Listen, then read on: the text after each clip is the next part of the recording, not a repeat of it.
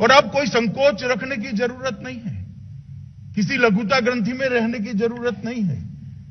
देश का प्रधानमंत्री दुनिया के उच्च से उच्च अंतर्राष्ट्रीय मंच पर भी हिंदी में बोलता है, अपनी भाषा में बोलता है, तो हमें किस चीज की चिंता? वो जमाना गया जब हिंदी बोलते थे तो होता था कि किस प्रकार से सामने वाला व्यक्ति मेरा मूल्यांकन करेगा। आपका मूल्यांकन आपके कामों के आधार पर ही होगा, आपकी क्षमताओं के आधार पर ही होगा, भाषा के आधार पर नहीं होगा। अन्यथा भी बोलचाल की भाषा से जो व्यक्तित्व का मूल्यांकन करते हैं, उनको ये नहीं मालूम है कि भाषा तो अभिव्यक्ति होती है। मूल चीज तो विचार है, मूल चीज बुद्धिमत्ता है, मूल चीज कर्मठता है और मूल चीज निष्ठा है। मूल्यांकन के आधार तो ये बिंदु होने चाहिए। भाषा तो सिर्फ अभिव्यक्ति करती है। और मैं आपको बताता हूं, कोई भी मानव विश्व में हो, अपनी भाषा से अच्छी अभिव्यक्ति किसी और भाषा में वो कर ही नहीं सकता। और ये बात हमने हमारी नई पीढ़ी को समझानी पड़ेगी कि भाषा कभी बाधक नहीं हो सकती। हम गौरव के साथ अपनी भाषा का उपयोग करें, झिझके नहीं। कई सारे ऐसे देश हैं जिन्होंने विज्ञान में, अनुसंधान में, व्यापार में पूरी दुनिया में 1, 2, 3 नंबर प्राप्त करें, वो अपनी भाषा में काम कर रहे हैं। उनको कोई नहीं रोक पाया। हमने भी इस आत्मविश्वास के साथ आगे बढ़ना पड़ेगा। हमने भी इस आत्मविश्वास के साथ हमारी सभी भाषाओं को साथ में लेकर राज्य भाषा को भी आगे बढ़ाना पड़ेगा। और मैं मानता हूं कि अब समय आ गया है कि देश के युवा इस बात को अपने मन के अंदर बिठा ले कि हम हमारी भाषाओं को छोड़ेंगे नहीं।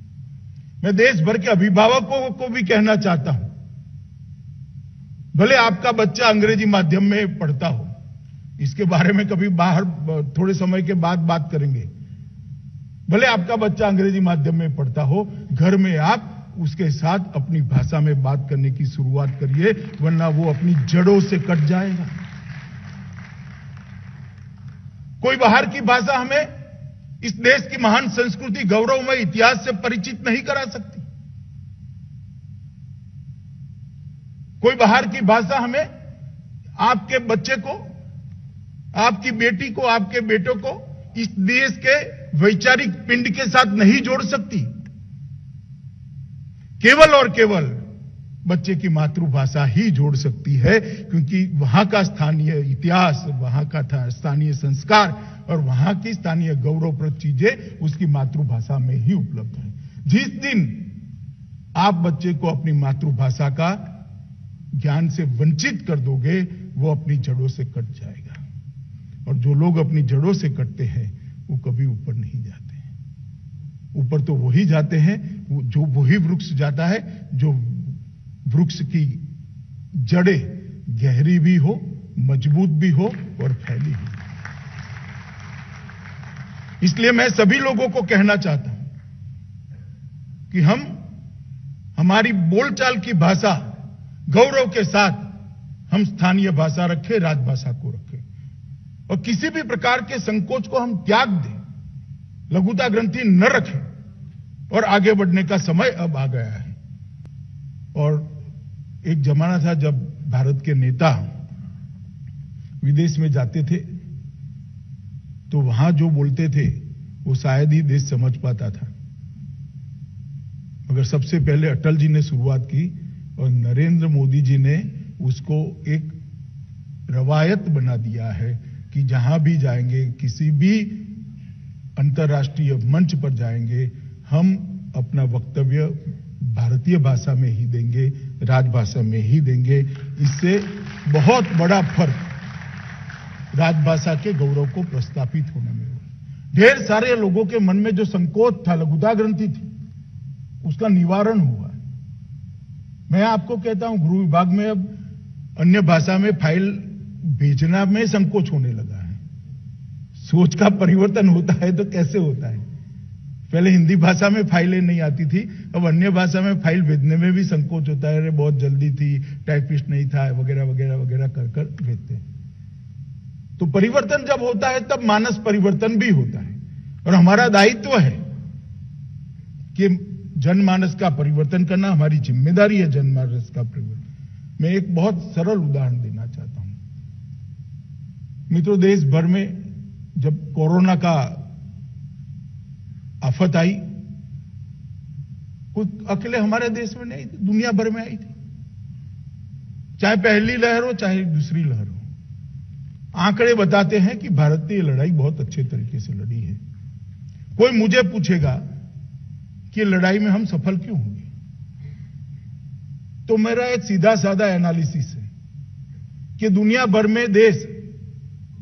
के देश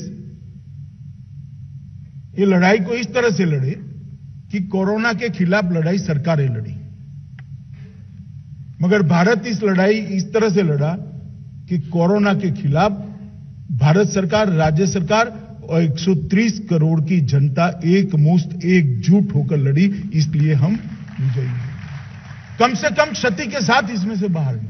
और ऐसा क्यों हुआ कि मोदी जी ने लगभग अलग अलग मुख्यमंत्रियों के साथ, राज्यपालों के साथ, व्यापारी मंडलों के साथ, डॉक्टरों के साथ और देश की जनता को संबोधित करने के 35 से ज्यादा प्रयास किए, और सभी के सभी राजभाषा में करे तो इसका नीचे तक पहुंचना सुनिश्चित होगा। और इसके कारण देश भर में कोरोना के खिलाफ लड़ने का एक वातावरण बना, जनता एकजुट हुई,